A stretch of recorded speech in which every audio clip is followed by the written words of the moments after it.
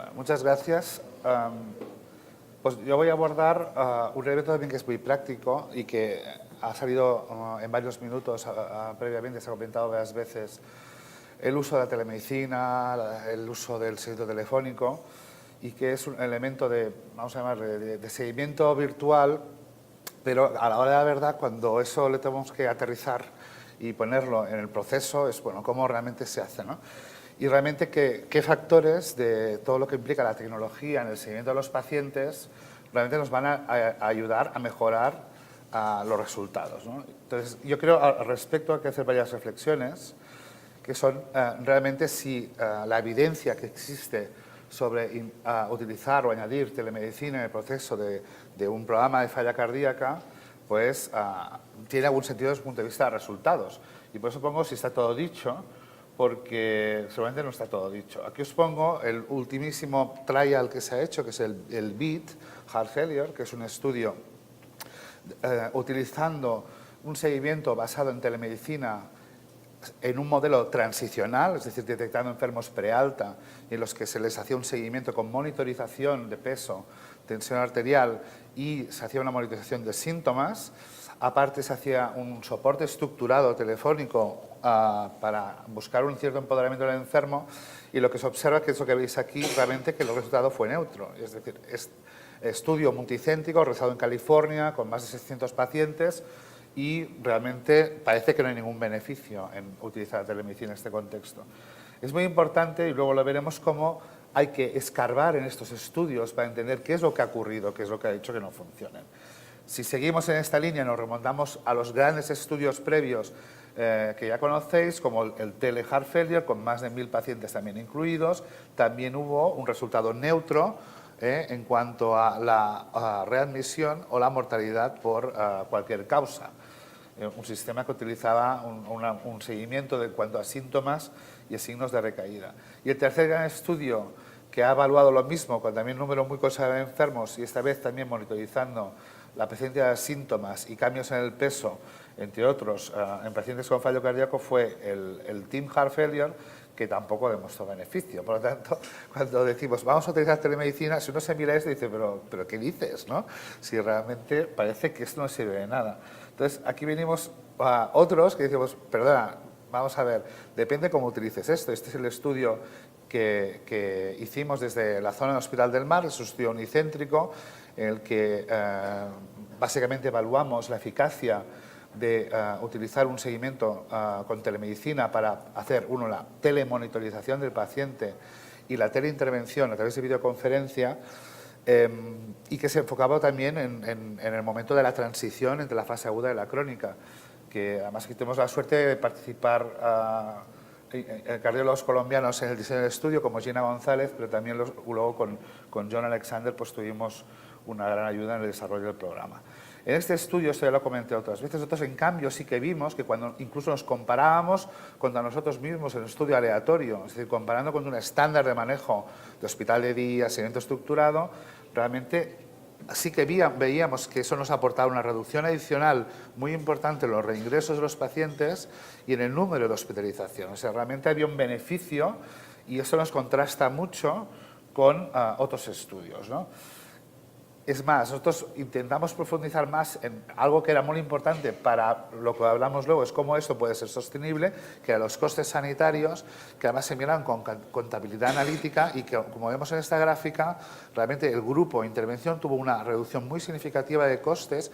Estamos hablando de más de 3.500 euros menos por paciente cada 6 meses, y eso fue a expensas fundamentalmente de ahorrar en hospitalización y en pruebas no necesarias. Lógicamente, el coste ambulatorio era superior porque contábamos el coste del dispositivo y del tema que utilizamos para hacer el seguimiento.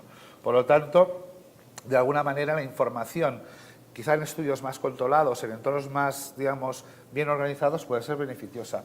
Un dato importante de nuestro estudio, que otros estudios no habían abordado, era esto que os pongo aquí, que esto viene a representar la reducción relativa de costes sanitarios en función de las características del paciente. Es decir, ¿es esto una tecnología que me va a reducir costes sanitarios en un paciente frágil, por ejemplo?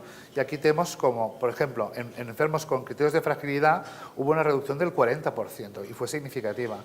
igual que los pacientes no frágiles, o pacientes con reducida o preservada, pues como aquí vemos que los enfermos preservados también hubo una reducción de un 30% en los costes. Es decir, la edad también no significó una diferencia en cuanto a reducción de eventos, el sexo, que tuviera estudios primarios o estudios más avanzados no influenciaba. Y fijaros como incluso pacientes que nunca habían utilizado ningún tipo de tecnología, ni un teléfono móvil, ni un cajero automático, ni que saben pagar un peaje con una tarjeta de crédito, pues esto en Cataluña es muy difícil, vivir sin saber pagar un peaje, pues fijaros que hubo una reducción muy significativa, ¿no?, en cuanto a los costes, ¿no?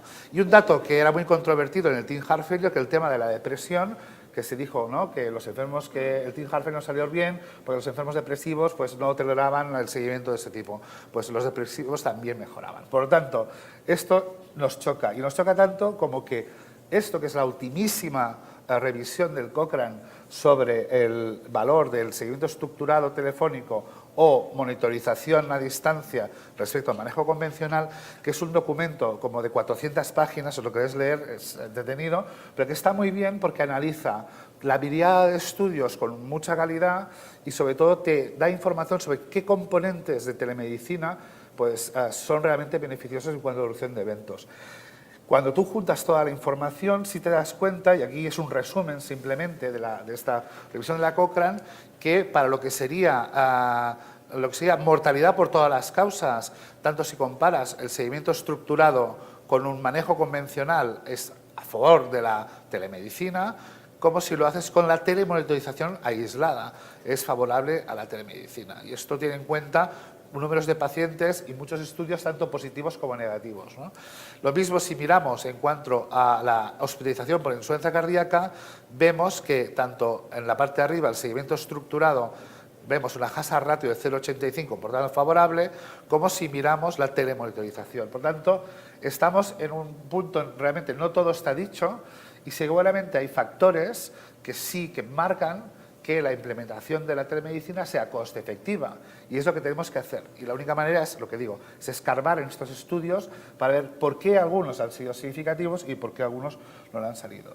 Los factores clave que tenemos que tener en cuenta de cara a integrar el uso de la telemedicina en nuestra unidad de falla cardíaca son, muy resumidamente, los que os voy a poner a continuación. Hay 5 factores que van a condicionar que tengamos éxito o que tengamos fracaso, y son estos que os pongo aquí. Es el nivel de riesgo de eventos de pacientes. Ya podéis adivinar que los de más alto riesgo se van a beneficiar, ¿no? Luego es qué solución de telemedicina utilizas. ¿Es fácil? ¿Has logrado una buena adherencia al paciente? La adherencia no solo es la facilidad de uso, es el paciente es competente para utilizarlo. O sea, hay muchos factores a tener en cuenta. La adherencia es un factor importante y luego podemos comentar aspectos relacionados. El otro es qué contexto sanitario, en qué contexto sanitario implementas la solución de telemedicina. Por ejemplo, es un centro de llamadas que está, no sé, si yo trabajo en Barcelona y tengo 200 enfermeras en un centro de llamadas que están en Burgos, ¿no?, y hacen llamadas a los pacientes de Barcelona, esto que parece la tontería es lo que ocurre en Estados Unidos, que hay un centro de llamadas en Oregón que llaman a los de Washington, ¿no?, y es así, ¿no? O contexto sanitario distante. El otro aspecto clave es que las intervenciones que hace cuando hay una detección de una anomalía se coordinan o no se coordinan con el equipo habitual del paciente. Y finalmente, si básicamente utilizamos la telemedicina como una herramienta reactiva a un problema, sube el peso, marca síntoma y reacciono, o también utilizo la telemedicina para brindar ese seguimiento estructurado y esa subida del beta bloqueante y esa intervención educativa. Estos 5 factores, creedme, que son los elementos que hacen la diferencia en el proceso. Vamos a analizarlos para entender cada uno de ellos. En primer lugar, lo que os he comentado. Sí, está claro que los enfermos de mayor riesgo son los que van a tener mayor beneficio. Os recuerdo lo que hablábamos ayer de esa fase vulnerable entre los 3 y 6 primeros meses, en los que posiblemente en este entorno una monitorización más estrecha, donde tenemos esta área de recaída, fijaros en azul, es la recaída por insuficiencia cardíaca. Hay un mantra que se repite, que los pacientes que ingresan por insuficiencia cardíaca reingresan por otras causas. A ver, los pacientes con insuficiencia cardíaca ambulatorios que ingresan por muchas causas y muchas veces son causas no cardiológicas. Pero si tú ingresas por insuficiencia cardíaca como primer diagnóstico, y estos son datos poblacionales, recaes por insuficiencia cardíaca.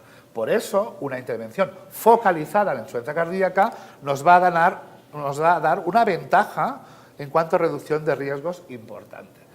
Es en esta fase vulnerable donde debemos buscar quizá pacientes en los que brindarles una monitorización puede ser interesante. El otro aspecto importante que hablábamos, que es la adherencia al uso de telemedicina. Aquí entra en juego la famosa evaluación integral del paciente. Y vuelvo a esa figurita que os puse el otro día, donde es la enfermera la que realmente nos va a ayudar a hacer esa evaluación. ¿Por qué hay que hacer esa evaluación integral? Esa evaluación integral nos va a identificar barreras a utilizar la solución. Nos va a identificar también, sobre todo, si hemos sido capaces de hacer una solución de monitorización amigable para un paciente mayor, ¿no? Si no, tú te puedes encontrar con la situación en que la pobre abuela se enfrenta a la tecnología diciendo, ¿y esto qué es? ¿No? Esto es fundamental. ¿Cuál es realmente la aproximación que nos dicen los pacientes en relación a cómo ven el uso de la tecnología?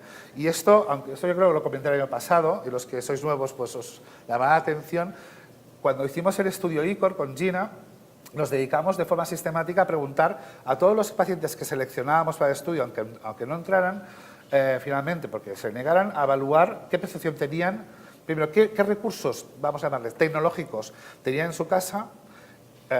Estamos hablando de gente con una edad media de 79-80 años, y luego, qué percepción tenían del uso de tecnología para la salud, ¿no? Lo primero que nos mostraron es que el uso de tecnología en casa, sí nos llamó la atención que la presencia de celular, de móvil, es frecuente en ancianos, que hasta casi un 40% había algún ordenador en casa, o sea, no era tampoco una cosa extraña, y que hasta un tercio tenían banda ancha en casa, lo cual no es mucho, pero bueno, es más de lo que nos pensábamos nosotros. Entonces, cuando les decíamos, ¿y usted cómo de hábil es para utilizar la tecnología? Y aquí vengo en el tema, luego iré, de la facilidad de uso de los dispositivos. Los dividimos en 4 categorías excluyentes. Había 20% de enfermos que nunca utilizó nada, o sea, eran incapaces de ir a un cajero automático a sacar dinero, por ejemplo, o de responder a un móvil, ¿no? Un 20%. Había un 52% que se manejaban con el móvil más o menos, podían llamar y podían utilizar un cajero automático. Un 11% eran capaces de abrir un ordenador, abrir un programa, escribir un Word, a lo mejor jugar al solitario, en fin, ¿no? Y un 17% eran los superabuelos que entran a internet, se reservan las vacaciones con Vueling y tal y cual, hacen todo esto. Entonces, esto era la minoría, pero esto era una foto que ya nos va diciendo que no todo el mundo, no todo el anciano sabe nada. Creo que esto rompe un paradigma, una idea que tenemos, y es que hasta que no preguntamos, pues no sabemos realmente lo que hay, ¿no? Y esto fue interesante. Fijaros que el tema del uso se siguió de otro factor que, bueno, muy bien. Si yo te propongo hacer ahora un seguimiento con dispositivos, ¿tú qué dificultad prevés que vas a tener? Entonces, vimos lo siguiente, fijaros, un 61% nos dijo que se veían incapaces. Esto realmente, cuando estás haciendo un estudio de telemedicina, te frena bastante, diciendo, ostras, esto no va a funcionar, ¿no?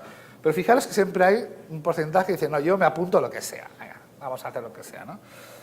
Y pacientes como este, Ramón, pues le pusimos un tablet en casa, con una interficie muy grande, con unos botones enormes, con un soporte de voz que cuando tenía que hacer una acción decía, encienda la báscula y cuando se ponga a cero, súbase en ella, ¿no?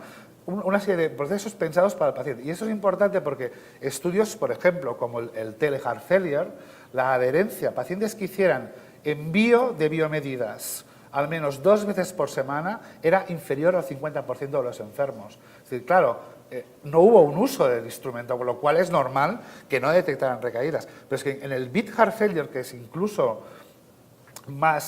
fue más sencillo de hacer, el porcentaje de adherencia no fue mucho mayor. En cambio, nosotros tuvimos un porcentaje de adherencia de uso del 97% en envíos. Entonces, muy bien, a este anciano dijimos, vale, tienes mucho miedo con la telemedicina, pero te la vamos a poner igual, ¿no? Porque somos muy malos. Entonces les preguntábamos al cabo de 6 semanas, vale, han pasado 6 semanas, tú has estado con tu báscula, con tu tensiómetro, enviando biomedidas, haciendo videoconferencias, ¿cómo de satisfecho estás con esto? Del 1 al 10. Y resulta que era de 9,7 la satisfacción. O sea, ¿esto cómo se come? O sea, el 60% no quería hacer nada, pero resulta que luego la satisfacción era altísima. Es más, cuando mirábamos el nivel de estudios, algo que pensaríamos va a influir, dependiendo de si la interficie que tú diseñas es sencilla, realmente te permite incluir todo tipo de enfermos. Gente que era analfabeta, que tuvimos unos 6 pacientes, analfabetos, puntuaban 10 de satisfacción. Porque si tú la solución la haces fácil, a él se siente empoderado y valora aún más esa barrera que ha superado. Yo, a pesar de que lo sé leer, he utilizado un dispositivo electrónico, ¿no? Y, de hecho, cuando mirábamos otros factores, como por ejemplo el uso previo de tecnología, aquí veis que, de hecho, los que utilizaban tecnología normalmente puntuaban peor, pero bueno, peor era 9,2. O sea, el nivel de satisfacción, ¿por qué era tan alto? Por una cosa que los pacientes han entendido y los médicos no, y es que la tecnología no es lo que valoraban los pacientes, valoraban el equipo, la intervención, el global. Nosotros como médicos siempre pensamos, aislamos el conocimiento de la tecnología como solo un elemento, como una pastilla, y no es así, forma parte, es un elemento de comunicación. La pregunta del millón era, muy bien, hemos hecho el estudio y ahora yo le digo, ¿usted preferiría seguir con un sistema basado en videoconferencia y telemonitorización o quiere volver a la visita presencial donde el médico le puede tocar y le puede coger la mano? Y dijeron, no, mire, déjenme en casa. El 91% dijo, yo prefiero seguir con monitorización. Me siento más protegido y estoy en mi domicilio. Esto es una captura de pantalla de la interficie, eran unos botonazos que eran sencillísimos de utilizar, eran muy pocas opciones y realmente lo hicimos muy a medida del paciente. Un dato importante que nos dimos cuenta es que el hecho de instalar un dispositivo en el domicilio con un 3G, que era un tablet grande, ¿no? Y ellos, los pacientes, tenían la expectativa, sabían que nosotros teníamos la expectativa que enviaríamos las biomedidas y que había una acción. Y esto lo que hace es fidelizar luego al paciente en el autocontrol del peso, por ejemplo. Cogen un hábito, como hay la expectativa que vamos a recibir las biomedidas y si no las recibiremos habrá una llamada, de alguna manera ellos siguen haciendo luego la monitorización. Esta anciana estuvo en el seguimiento y esto es una báscula ya normal, ella se apunta en su libreta, ha entendido, ¿no?, los rangos de anomalía y ella es capaz de llamar y comunicar lo que le ocurre, incluso si ya no la seguimos nosotros. Por lo tanto, fijaros, la parte de la adherencia, la parte del diseño es un factor clave. Si haces soluciones complejas, bioimpedancias, cosas complicadísimas, posiblemente no funcione bien. Y los otros 3 factores que yo comentaba, el contexto sanitario, intervención no coordinada, intervención no planificada, tienen mucho que ver cómo tú incrustas ese servicio. Nosotros creemos que el servicio de telemedicina tiene que estar conectado localmente a una intervención. Es decir, si tú utilizas un sistema de telemedicina que es ajeno a tu institución, en el que no tienes un contacto directo con ellos, posiblemente no vas a coordinar todo este proceso luego. Si ese sistema de telemedicina, cuando detecta una recaída, no forma parte del equipo que trabaja con el paciente, que es el que le prescribe las cosas, la enfermera que está en el call center no va a poder subir el diurético. Esto es lo que ocurrió en el BIT. En el BIT, el estudio en California, eran pacientes que cuando la enfermera detectaba un aumento de peso o síntomas, llamaba al paciente y ¿qué pensáis que le decía? Súbase el Seguril, la furosemida. No, decía, sería mejor que hablara con su médico. Y el paciente se iba a urgencias. Entonces, no había un empoderamiento de la enfermera para subir el diurético, ni había un, espera que le localizo al doctor y habla con el doctor. Entonces, esa falta de conexión es un fracaso. Es un fracaso. O sea, montas todo esto para no hacer nada, ¿no? Realmente. Y finalmente, que el canal a distancia nos permite llegar a pacientes con dificultades para poder ser atendidos presencialmente en nuestras unidades, están en su domicilio y nota que una videoconferencia les da equidad de cara a acceso a una intervención de alta especialización. Si yo tengo un paciente anciano con limitación funcional o un paciente que vive a 150 kilómetros, la doctora Gina González le puede subir igualmente el carvedilol en la videoconferencia, puede evaluar la enfermera el nivel de conocimiento de la enfermedad, por tanto está teniendo el mismo acceso que el paciente joven que está más fit para poder venir a la consulta o que vive cerca del hospital. La videoconferencia nos da equidad para hacer la intervención estructurada y eso Quien dice videoconferencia dice seguimiento telefónico, ¿de acuerdo? Y eso es un factor muy importante.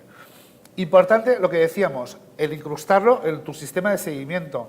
Recordar lo que ayer hablábamos de la visión transicional con sus 3 fases y sus 2 elementos de soporte. Fijaros como en flechas rojas os marco puntos claves donde la monitorización y el soporte telefónico pueden ayudaros en el proceso. Por lo tanto, la utilización no es en todo el proceso, pero sí en ciertas fases en las que nos va a ayudar, ¿no? De alguna manera, insisto, que los factores que nos va a proporcionar la telemedicina es dual, y es la monitorización en la prevención de la recaída, que es la medicina reactiva, ¿de acuerdo? Reactiva, y por otra parte, el canal de seguimiento estructurado y planificado, que es la medicina proactiva. Y esto yo creo que es un poco el mensaje que tenemos que tener cuando utilizamos dispositivos. La integración en un proceso de seguimiento normal y corriente, en nuestro caso fue que, por una parte, los pacientes y el cuidador, como bloque entero, cada día transmitían la información a través de los dispositivos, la enfermera lo revisaba, en función de si había alguna anomalía, consultaba los protocolos de ajuste de diurético o tomaba consulta con nosotros para hacer una intervención precoz, porque ella está conectada con nosotros. No era una enfermera que depende de un centro de llamadas privado o de una compañía, ¿no? Y hacía una intervención subiendo el diurético y no solo eso, haciendo una evaluación de por qué ha habido un fracaso en el seguimiento. Oye, ¿se ha tomado algún antiinflamatorio? ¿Está resfriado? ¿Hay un problema concomitante? Etcétera, ¿no? Y lo otro es que la videoconferencia nos ayudaba al empoderamiento y la optimización. El efecto clave que tuvimos en nuestro programa es esta conexión entre la enfermera y que compartía cada acción luego con el médico de familia. Y esto fue un proceso clave para que tuviéramos éxito. Aspectos que además nos ayudaron, sobre todo el tema de la optimización terapéutica con videoconferencia. Os pongo aquí una diapositiva en la que os muestro la tasa de pacientes que alcanzaron dosis recomendadas de betabloqueantes. Aquí os pongo 100% de dosis objetivo. Los que estaban con telemedicina llegamos a dosis mucho más altas, fijaros, un 65% de los pacientes. Esto fuera una enfermera titulando, ¿eh?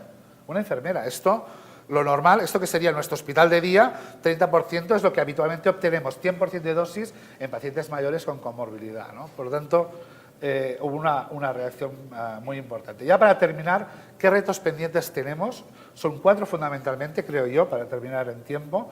El primero es que implementar esto en nuestro sistema de salud es complicado porque nuestras organizaciones son resistentes a cambiar.